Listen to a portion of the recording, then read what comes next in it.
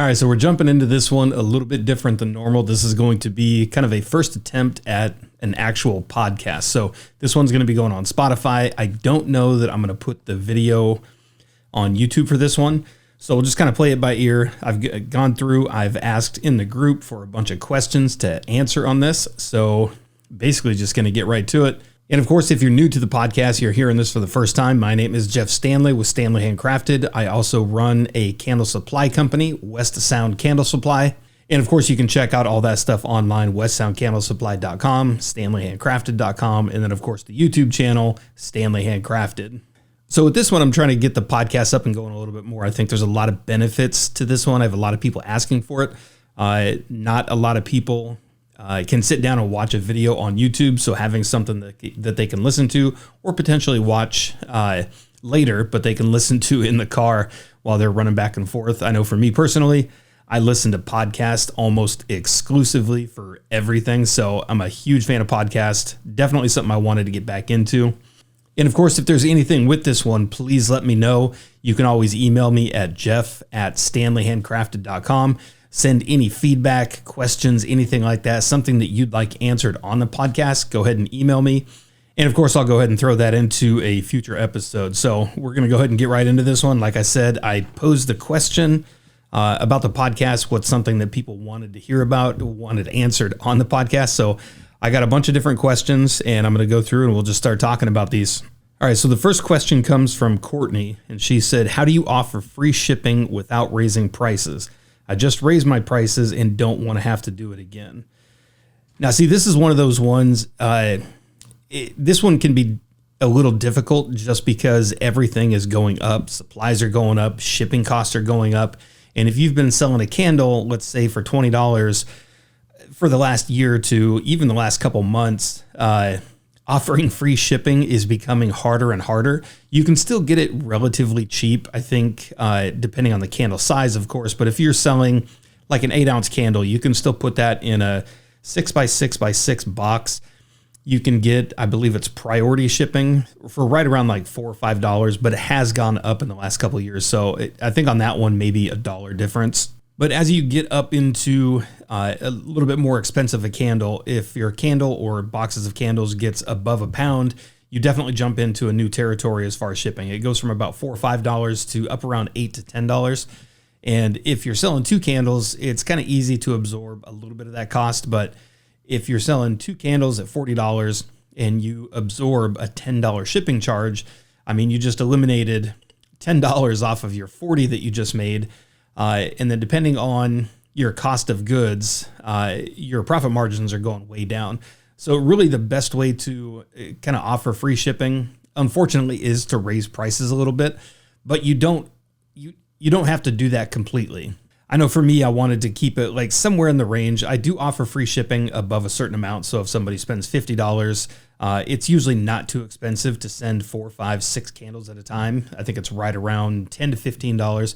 And if you're selling 4, 5, 6 candles, it's easy to absorb that cost, which I definitely don't mind. And then for the lower amount, so if I sold 1 candle, it's going to cost me about $4 or $5 to ship that. So basically what I've done is I had a candle that was $20 and I think I raised it to $22, but shipping was $5. And I went ahead and just lowered that to like a $3 or $4. So my candle price went up just a little bit, $2, but I lowered the overall shipping cost from $5 to $3. So I'm going to absorb $2, and then the customer is basically still getting a candle at a good price, $22, and they're only paying $3 shipping. So I guess that kind of goes through and answers the question a little bit. There's really not a great way to do free shipping without raising prices. Now you can, like I said, you can definitely alter that a little bit. You can raise your prices a little bit, lower the shipping just a little bit, kind of where you meet in the middle. But again, if you're looking for just straight free shipping, unfortunately, it's either raise prices or you're going to be eating a larger margin from that. All right, so I've got another question from Courtney. This is a great one also. How can I run my shop more efficiently when I'm just starting out? Should I schedule certain days for certain tasks? Now, this is one I'm definitely going through myself with the YouTube channel, the supply website, my candle website, basically trying to figure out what time of day is best to do anything. So for me, I still work during the daytime.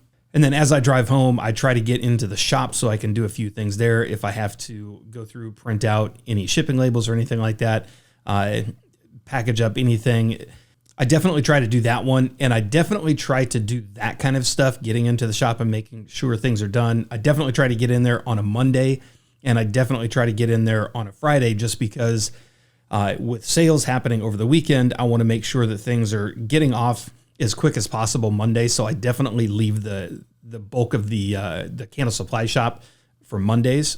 And then again, Fridays are the same thing. So I want to make sure that stuff is hopefully getting out before the weekend, so it's not just sitting with UPS not picking up for 2 more days. So for that one, it's a little bit tougher to answer that one, just because I don't know the day-to-day tasks that Courtney's running into.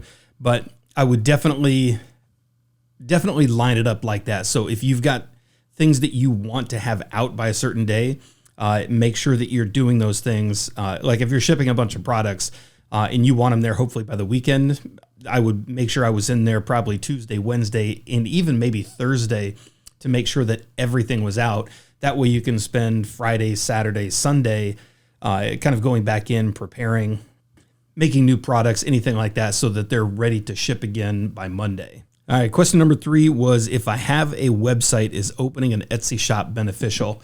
I thought about this one when I saw the question a year ago, even 2 years ago. I probably would have answered this different.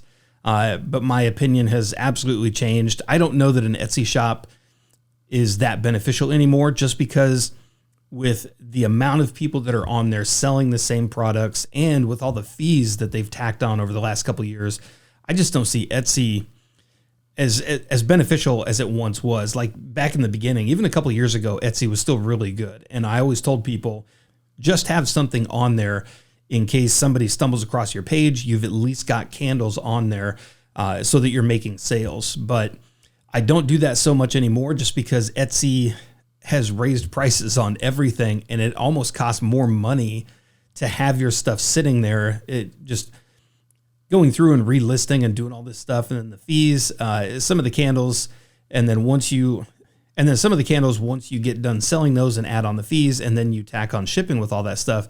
I think some of those candles I had on there way back in the day, I was walking away with only a couple dollars profit. So it definitely wasn't worth it for me, especially when you can put that time towards other things like making TikTok or Instagram Reels, anything like that that's going to help push your sales towards your own website. And that's definitely the platform I would tell anybody to push for.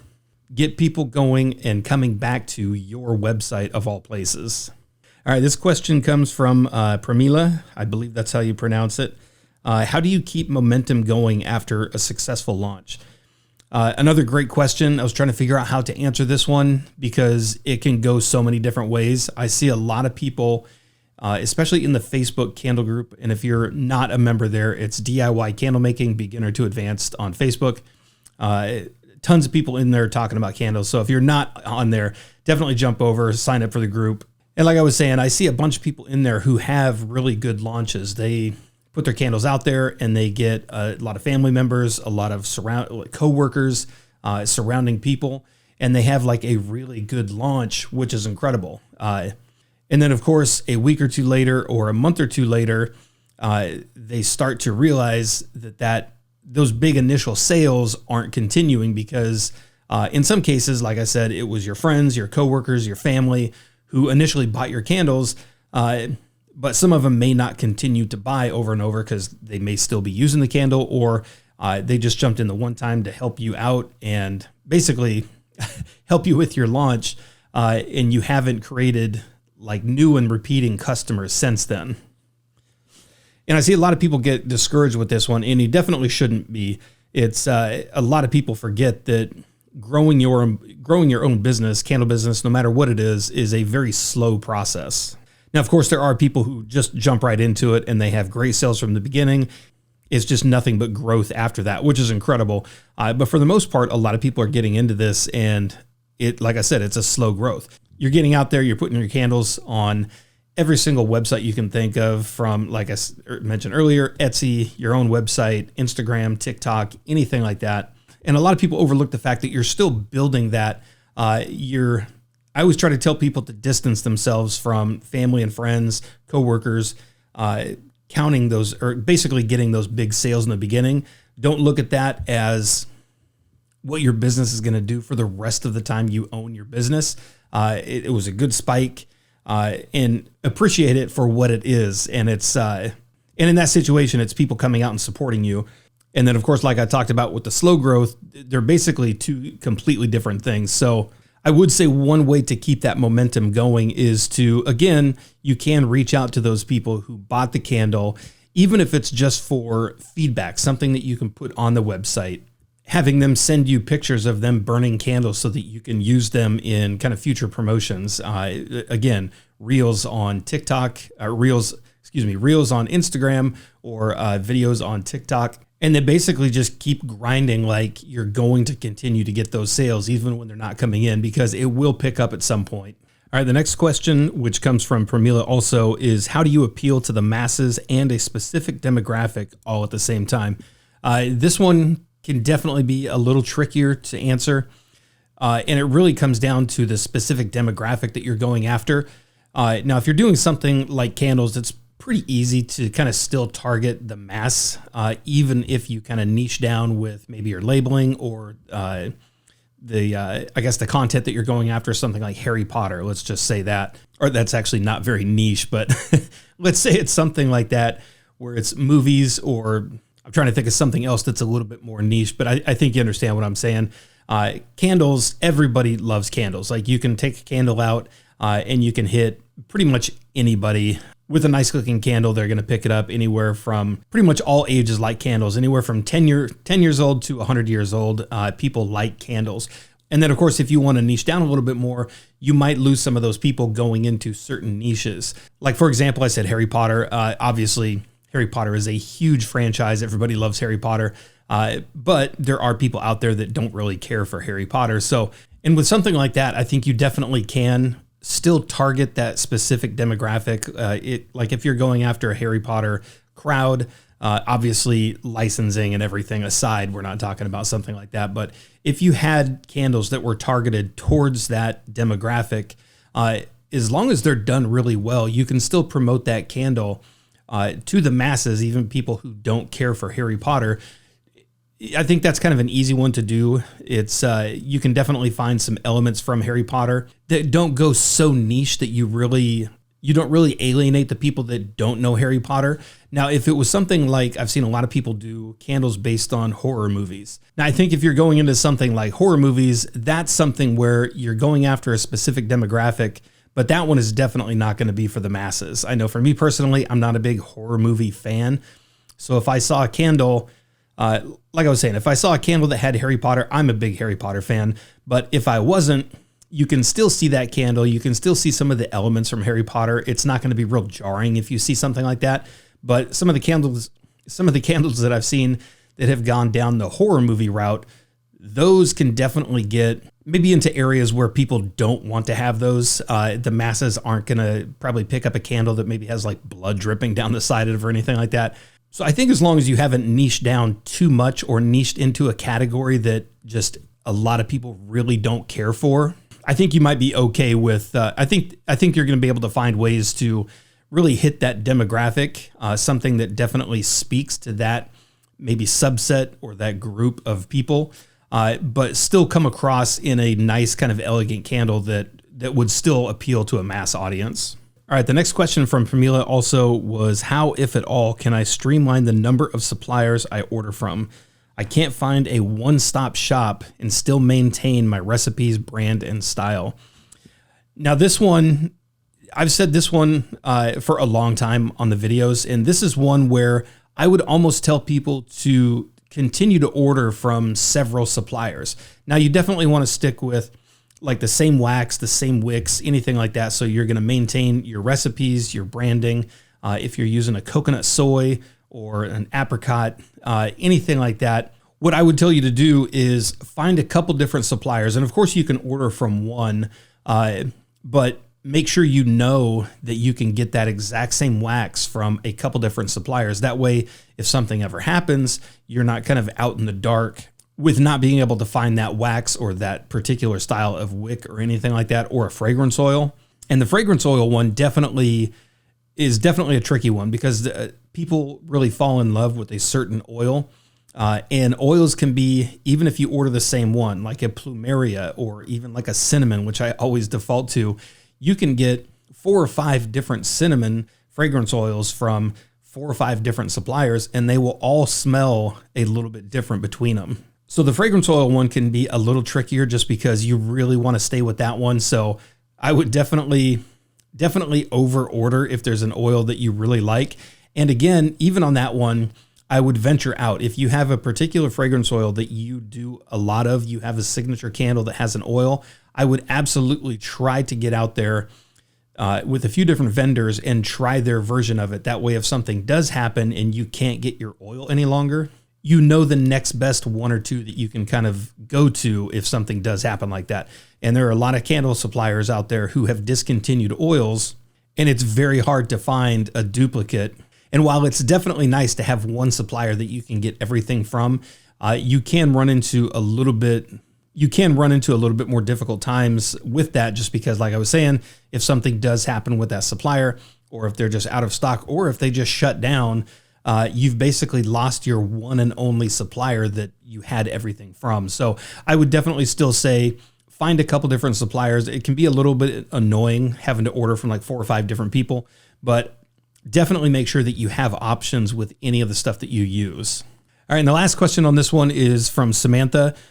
She had kind of a big list, which I'm going to go through, and I'm going to answer this question on another podcast also, but I wanted to hit this first one that she asked. I know it's been covered, but a lot of people, especially new, struggle with how to price product and account for their costs. First off, I would say absolutely go to my website, West Sound Candle Supply, and under the Learn tab, I have cost calculators for figuring out your candle costs. I would definitely say jump over there, figure out your cost, and the best way to do that is to just itemize everything. Just take everything down to its base price. Take a 100 count bag of wicks, and whatever the price was, $10, $12, divide that by 100, and that's your per wick cost. Just start writing down everything. Do that with your wax. So if you have 50 pounds, just mark that down and figure it out per ounce what it's going to be. And the same with oils also. Figure out absolutely everything by, because obviously the wax is easy, the wick is easy because you're putting 1 wick in a candle, so you know what it's going to be. With candles, I always say with the wax, figure it out by the ounce because you're putting ounces into the candle. So 8-ounce candle, 16-ounce candle, 22-ounce candle, you know exactly what that is, and you can just do 22 ounces times like 50 cents or $1 or whatever it was per ounce.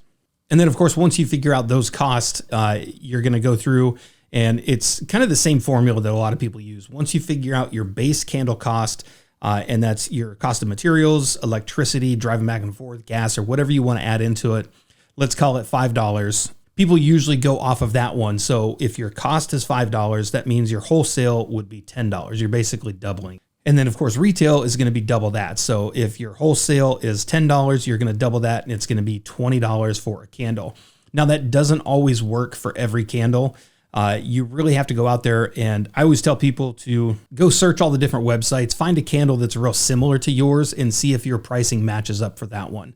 And I see a lot of people, the other thing I tell people for sure is price your candles where you want to price them. Don't feel bad for putting them at $20, $25, and $30. You will find an audience that will pay that price for a candle. I see a lot of people, especially new, like you mentioned in the beginning, they don't want to overcharge people. So they'll put candles out there for $10, $12. And I did the same thing in the beginning. And then after you sell a couple dozen, you start to realize you're only making like $2 or $3 per candle. And it's really not working out that well for as much effort and time that is you're putting into it. And then, of course, on the other side of that one, I see a lot of people who get out there and they start buying like a $50 fragrance oil. They're buying a wax that's more like $4 or $5 per pound instead of like $1.50 to $2 per pound. And their overall candle cost for a relatively small candle ends up coming up to like $12, $13, $15 for one candle. Which if you're, candle is costing you $15, you're going to end up selling that for close to $60 retail, which you may have just priced yourself right out of anything. So if you do get to that point where you're making a candle and the cost is so high, even with comparing other candles that are out there and you know it's high, I would definitely go through and see what you can do about lowering some of those costs. If you can find the wax a little bit cheaper or an oil that's a little bit cheaper. But that's pretty much it for this one. I hope you guys like the podcast. Let me know what you think of this one. If you have any thoughts, questions, anything that you'd like to send in, again, the email is jeff@stanleyhandcrafted, and I'll go ahead and add some of those for the next episode that I'm going to try to get out probably in the next 3 or 4 days. And of course, if you're looking for any kind of supplies or anything like that, jump over to West Sound Candle Supply, and we'll see you in the next episode.